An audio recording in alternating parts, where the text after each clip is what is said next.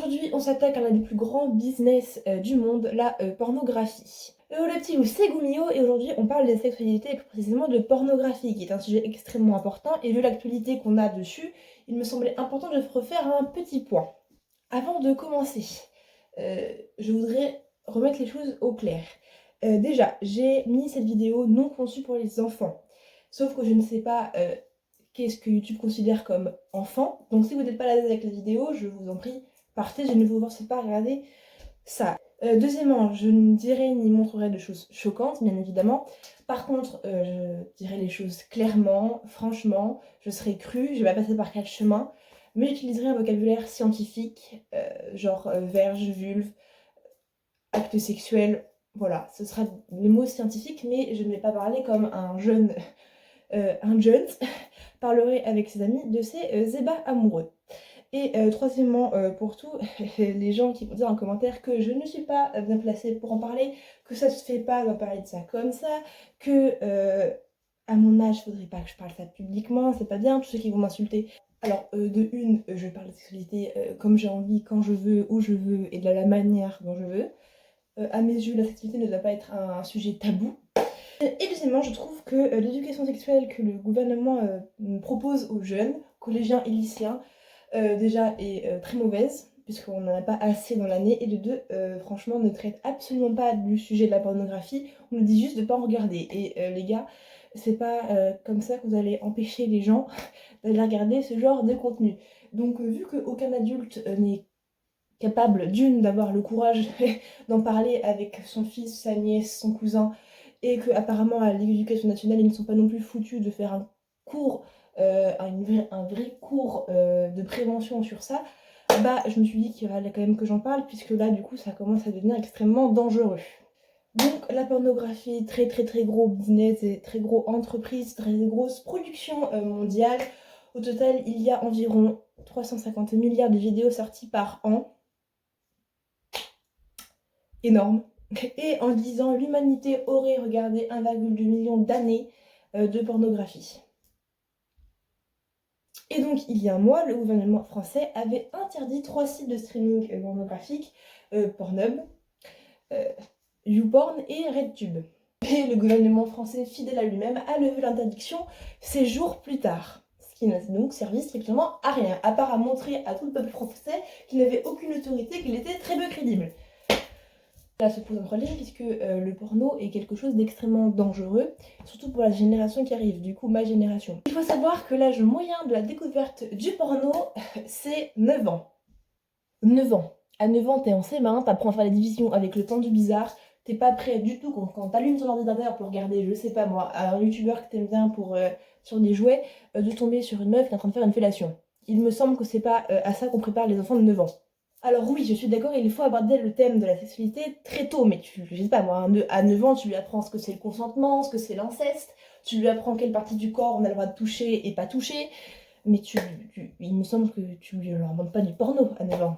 Là, très clairement, le gouvernement français vous a dit à tous les parents, oui, vos gamins, on accepte que vos gamins de 9 ans tombent sur du porno et soient traumatisés à vie. Donc on a un gros problème de visibilité, d'accessibilité en France par rapport au porno. D'une parce que 95% des vidéos pornographiques sont des tubes, donc des vidéos streaming gratuits, et de deux que 70% oui, des consommateurs mineurs ont accès au porno via leur téléphone, ce qui du coup accentue l'accessibilité, la facilité d'avoir accès à ce genre de contenu. Le porno met en grand danger, en très grand danger, la sexualité des jeunes. Et quand je parle de jeunes, je parle de ceux qui ont 11 à 25 ans. Je parle là, voilà. Je vous expliquerai après pourquoi j'ai pris cette fourchette aussi grande et pourquoi je mets l'âge aussi avancé à 25 ans. Je vous expliquerai pourquoi à la fin de la vidéo. Mais du coup là, quand j'ai parlé de jeunes, je vais vraiment parler de gens qui ont entre 11 et 25 ans. Donc là, je m'adresse à tous ceux qui sont compris dans cette fourchette. D'accord ?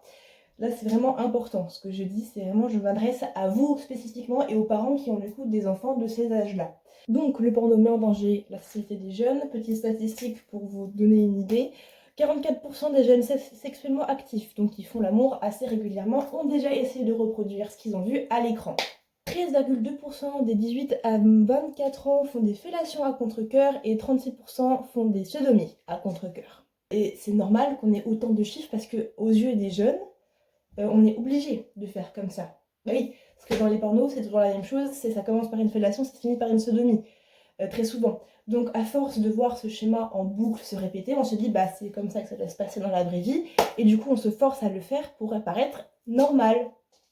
En fait là, le principal problème du porno, c'est qu'en fait ça montre aux jeunes une réalité qui n'est pas, une sorte de réalité qui n'est pas réelle, et ils veulent le reproduire pour paraître normal, pour paraître classe, stylé, mais c'est pas le cas. Et là on va avoir deux catégories qui vont se diviser sur les dangers et les problèmes que le porno va créer, parce qu'on va avoir les problèmes et les dangers pour les garçons et le problème et les dangers pour les filles.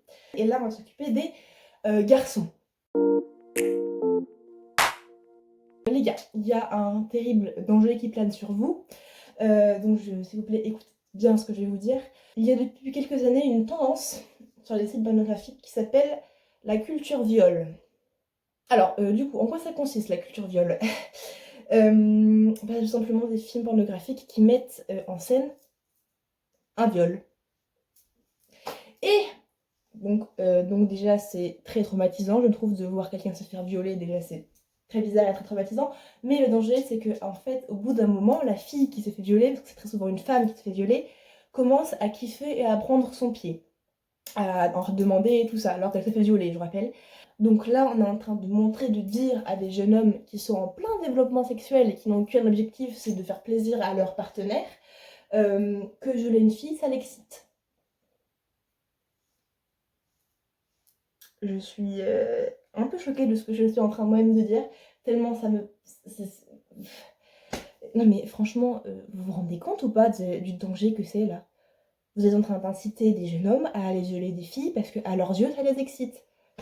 Les filles, parce que je suis quasiment sûre que dans les 44% de tout à l'heure, il y en a forcément des garçons qui ont tenté ou qui ont violé leur copine parce qu'ils pensaient que ça les excitait, que ça leur ferait plaisir.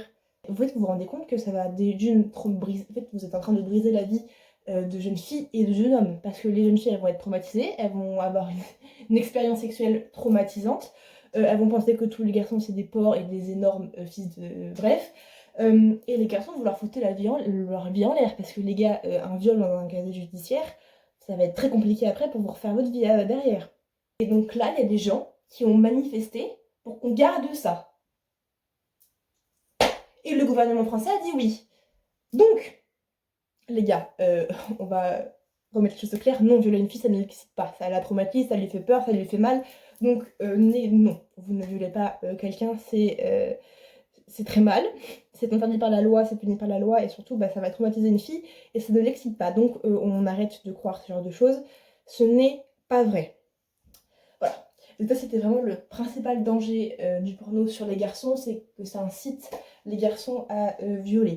Le deuxième problème qui est mineur comparé à celui-là, c'est le complexe de la taille du pénis, qui, à mon avis, vous avez dû vous en douter. 34% des garçons de moins de 25 ans ont déjà été complexés par la taille de leur pénis, et 61% pensent que la taille joue un rôle important dans le plaisir féminin. Alors, déjà, il faut savoir que la taille du pénis dans les pornos n'est pas une moyenne, que je pense très clairement que le casting pour les acteurs, c'est la taille de l'engin. Voilà, donc on fait pas attention. Et puis surtout, les gars, il y a du maquillage, il y a des produits pour les aider, il y a des angles de caméra qui aident à agrandir le truc. Enfin, plein de trucs à prendre en compte. Et très clairement, c'est pas une moyenne, c'est pas une référence, la taille du pénis qu'il y a dans les films pornographiques. Déjà, donc... on se détend, surtout que vous avez jusqu'à 21 ans pour grandir et évoluer, donc il y a le temps, donc on ne stresse pas. Et puis les loulous, rassurez-vous, 63% des filles de moins de 25 ans pensent que la taille du pénis ne joue absolument pas un rôle dans le plaisir féminin. Donc on se détend. Donc j'ai fait le tour des problèmes et des dangers que les garçons rencontrent avec le porno, sachant quand même que la culture viol c'est quand même un sacré problème. Et là on va s'occuper sur les filles. Mais là, on va plus parler, les problèmes, ça va être les problèmes physiques, les complexes physiques que les jeunes filles vont avoir en regardant du porno. 14% des femmes sont épilées complètement, donc 25% sont des filles de moins de 25 ans. Parce que oui, les actrices porno sont souvent épilées complètement dans les films, il n'y a pas un pet de poil à l'horizon, la vulve elle est bien rose, bien lisse, bien pulpeuse, elle est sec, il n'y a pas de substance qui coule. Et donc, forcément, les jeunes filles qui regardent ce genre de choses, à leurs yeux, c'est le critère de beauté, le critère de sensualité. Puisque tout simplement, ces femmes, ces actrices porno, c'est quand même le symbole de sensualité pour les jeunes filles. Donc elles veulent être comme elles. Donc beaucoup de jeunes filles s'épilent entièrement pour ne pas avoir un pet de poil à l'horizon. Et attendez, parce que ça va encore plus loin. Il y a eu l'apparition de maquillage pour sexe.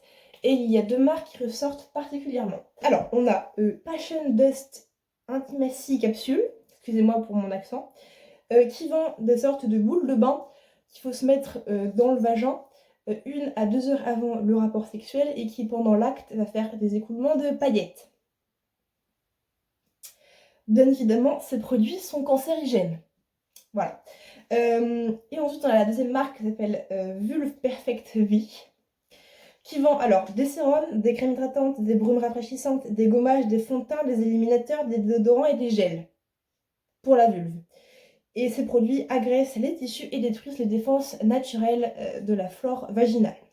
Bon, les louloutes, on ne se met pas de boule de bain dans le vagin, c'est non, c'est même pas envisageable. On ne se fout pas du fond de teint sur la vulve, c'est inimaginable non plus. La peau de ces parties-là est extrêmement sensible, elle est délicate et un produit comme le maquillage, c'est hyper agressif. Vous vous doutez bien que ces produits-là, qui sont vendus dans le commerce, c'est pas du tout de la qualité. C'est, comme je vous l'ai dit, c'est cancérigène, ça agresse les tissus, les défenses immunitaires. Il y a beaucoup de jeunes filles qui ont fini à l'hôpital, qui ont fini malades à cause de ça. Donc on ne fait pas ça. Deuxièmement, il faut savoir que les actrices pornographiques, comme toutes les actrices du cinéma, ont des maquilleuses pour leur vulve. Et les produits, le maquillage qui est utilisé dans les pornos, c'est des maquillages qui est confectionné exprès pour, avec des produits de qualité, avec une bonne composition. C'est pas du tout le même produit que dans le commerce qu'on trouve à Sephora ou à Yves Rocher. En plus, les actrices pornographiques sont épilées souvent à la dernière minute. Après, on fout du fond de teint pour cacher les rougeurs, les petits boutons, on lisse tout. Après, à chaque prise, à mon avis, les maquilleuses essuient la vulve de l'actrice parce que comme n'importe quelle jeune fille, il y a des écoulements, elle sécrète du lubrifiant naturel, l'actrice. Et on va être d'accord, à mon avis, les actrices porno, quand elles rentrent chez elles, leur partie de jambe en l'air, c'est pas du tout, c'est comme nous, hein. Des fois, à mon avis, elles sont pas épilées, elles ont des repousses, elles ont des boutons comme nous, elles ont des rougeurs, elles ont des sécrétions. En fait, les actrices porno et les acteurs porno, c'est comme nous. C'est juste qu'en fait, vu qu'il y a toute une équipe technique derrière qui c'est horrible ce que je veux dire, mais qui vont essayer de lifter tous les défauts qu'ils trouvent et qui ne rendent pas esthétique leur film, en fait, c'est tout ce que nous, on ne doit pas enlever. Parce que les sécrétions naturelles, c'est important, tout simplement pour éviter les bactéries, et surtout pour que ça glisse. Et deuxièmement, oui, forcément les filles, si vous vous rasez, que ce soit à la cire ou au rasoir, la vulve, forcément c'est quand même des lames de rasoir, et je vous le dis, la peau est très sensible, donc forcément ça va vous faire des rougeurs et des boutons. Et ça c'est pareil pour tout le monde, d'accord. Donc on arrête de stresser. Mais vous vous épilez si vous en avez envie, que ce soit, et là je vais parler pour n'importe quoi, que ce soit pour les poils de bras, que ce soit pour les poils de jambes, que ce soit pour les poils de leur appareil génital, vous vous rasez si vous en avez envie, vous vous épilez si vous en avez envie, ça doit venir de vous, ni de votre mère, ni de votre cousin, ni de votre meilleur ami, ni de votre copain ou de copine. Vous vous rasez si vous en avez, vous, envie et que vous trouvez ça nécessaire. Les gars, et là je vais adresser un message aux garçons encore une fois, 63% des garçons de 18 à 24 ans veulent que leur partenaire soit épilé, semi ou totalement épilé au niveau des grandes lèvres, donc de la vulve. Parce qu'eux aussi pensent que c'est le critère de beauté, d'accord, hein. Eux aussi ils pensent que c'est ça le critère de beauté, de la sensualité, vu qu'ils regardent la même chose que vous, les jeunes filles. Les gars, on va être d'accord, c'est extrêmement chiant à faire, c'est hyper long à faire, ça fait super mal à faire, hein. C'est pas vous qui êtes accroupi dans la baignoire, les jambes écartées avec penché, plié en quatre pour essayer d'attraper les derniers poils. Donc c'est hyper chiant, c'est long, ça fait mal au dos, bref, c'est une catastrophe. Et puis surtout, je vois pas en quoi ça vous gêne qu'on ait des poils à ce niveau-là.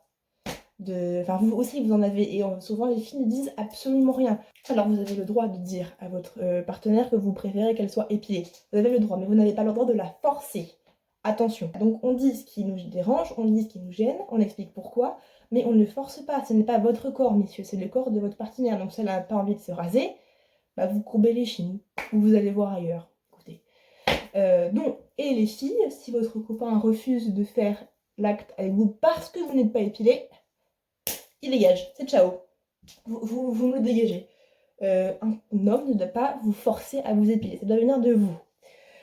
Ensuite, et là c'est autre chose, vous avez le droit de faire plaisir à votre copain. Par exemple, vous n'aimez pas les poils, donc vous êtes rasé entièrement, mais que votre copain, lui, vous a dit, bah, moi ça me dérange pas, je préfère même avec. Et bah parfois, je dis bien parfois, de temps en temps, vous avez le droit de faire plaisir à votre copain, genre de laisser pousser juste pour lui faire plaisir. Et inversement, si vous n'aimez pas vous épiler et que vous savez que votre copain préfère quand c'est un peu épilé, plus court, etc., vous avez le droit de temps en temps de vous épiler pour lui faire plaisir. Mais ça doit être occasionnel, d'accord? Mais c'est à vous de décider quand vous vous épilez, comment, euh, la régularité, tout ça c'est vous qui décidez. Bref, donc, conclusion. Conclusion, bah du coup le porno est toujours accepté en France et du coup va continuer de complexer les jeunes filles, donner de très mauvaises idées aux garçons, forcer les gens à faire des pratiques sexuelles qu'ils n'ont pas envie. Sachant, gouvernement français, je vais vous rappeler votre propre code pénal. C'est écrit, alors, c'est l'article 227-24 du code pénal qui dit « Le fait de fabriquer, de transporter, de diffuser par quelque moyen que ce soit et quel que soit le support, un message à caractère pornographique est puni de 3 ans d'emprisonnement et de 75 000 € d'amende si ce message est susceptible d'être vu ou aperçu par un mineur. » Bon, bah on est hyper loin de ça puisque le gouvernement français a réaccepté les signes de streaming pornographique. Donc on est vraiment très loin et je pense très clairement que là, que ce soit Pornhub ou tout ça, je suis très peu sûre qu'ils aient eu leur amende. Donc, interdire le porno, vous n'y arriverez pas à contrôler toujours vos enfants. Donc, on en parle, comme je vous l'ai dit, on parle vraiment des problèmes. S'il vous plaît, par pitié, c'est vraiment la santé sexuelle de vos enfants qui sont en jeu. Donc, s'il vous plaît, arrêtez de mettre le mot tabou sur le sexe. Arrêtez de penser que c'est gênant d'en parler avec son enfant. Vous y allez franco, vous leur dites les dangers qu'il y a ça. Vous leur donnez les dangers. Et comme ça, eux, quand ils ont ça, ils réfléchissent en regardant ça. Ils y réfléchissent vraiment. Donc, alors, faites attention, je n'incite pas les gens à aller regarder du porno. D'accord? J'ai dit simplement que vous n'arriverez pas à interdire à des gens de regarder, surtout quand ils sont au lycée, au collège, c'est l'âge de la rébellion. Je n'écoute pas mes parents. Donc, prenez les sécurités, donnez-leur les dangers, et puis on va essayer de se battre pour avoir vraiment une éducation sexuelle à mes yeux qui est correcte pour les jeunes, parce que là, c'était quand même vraiment le porno, on en parle très peu dans l'éducation sexuelle, on dit juste faut pas y aller, c'est pas réel, terminé, bonsoir, en une phrase c'est réglé. Vous vous doutez bien que vous n'allez jamais convaincre quelqu'un de pas aller voir un truc avec une phrase, avec un argument aussi bidon que ça. Voilà, et donc toutes les infos que je vous ai données sur cette vidéo viennent d'un livre qui s'appelle À un clic du pire, écrit par Ovidie, qui est une ancienne actrice porno. Elle parle aussi de plein de trucs dans son livre. Elle parle de la pédophilie, elle parle du salaire des acteurs, de comment ça se passe sur les plateaux de tournage de la pornographie. Bref, elle met en avant plein de trucs que personne ne parle. Et là, pour le coup, je vous ai vraiment tout dit. Donc je vais vous laisser et je vous fais des bisous et à une prochaine vidéo.